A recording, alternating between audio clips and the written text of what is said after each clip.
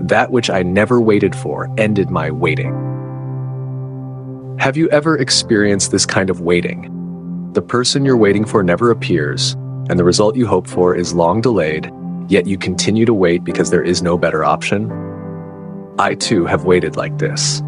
But just when hope seemed to fade, something unexpected ended my wait, because what I received was even better than what I had waited for. In John chapter 5, it's recorded that Jesus healed a man who had been ill for 38 years.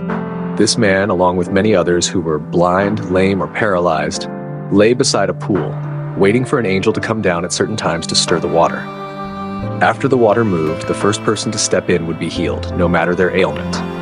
Jesus saw him lying there, and knowing he had been sick for a long time, asked, "Do you want to be healed?" The sick man replied, "Sir, I have no one to help me into the pool when the water is stirred. While I am trying to get in, someone else always goes down ahead of me." Jesus then said to him, "Get up, take your mat, and walk." The man was healed immediately, took up his mat, and walked. Perhaps this man, sick for 38 years, had waited by the pool all that time for healing. His hope for healing was right before him, but his weakened body kept him behind others who would reach the pool first. He wished for someone to help him in, but all around him were others, just as hopeful, waiting for someone to help them too. Who could assist anyone else in this crowd of desperation? His hope of healing was a mirage, and the person he awaited would never arrive. Year after year, he remained trapped by a false hope until the unexpected arrival of Jesus.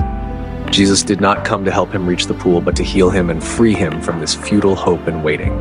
So he not only recovered, but also took up his mat and walked, leaving behind that false hope. Jesus healed someone who had no chance of being first in the pool, to demonstrate to everyone waiting by the pool that healing does not come by striving, but by coming to him. By his wounds, we are healed. Jesus also told a parable about a vineyard owner hiring workers. The owner went to the marketplace throughout the day to hire laborers for his vineyard, even making a final call with only an hour left until nightfall. He saw others still standing there and asked why they had been idle all day. They answered, "Because no one has hired us." So he said, "You also go and work in my vineyard." And they did. Jesus used the daytime as a metaphor for a person's life. This last group of workers had been in the marketplace nearly the entire day, waiting for someone to notice them, to bring them along in the pursuit of success. The person they waited for never appeared, not knowing that the kind they sought would never choose them. As time dwindled, they remained bound to a false hope. But then the unexpected vineyard owner arrived, inviting them to work.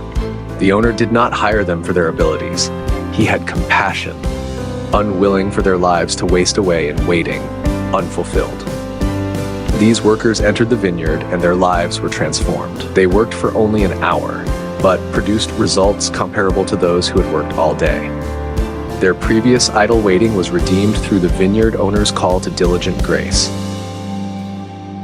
The pool of healing was crowded with the sick, and the marketplace was full of those awaiting work. Among these throngs of people, are you there? Am I? We need to understand where we are and recognize the time. So when the Lord appears before us and calls to us in kindness, we may no longer hesitate, but leave behind the false waiting and follow him. The future he has planned for us is better than anything we could expect or imagine.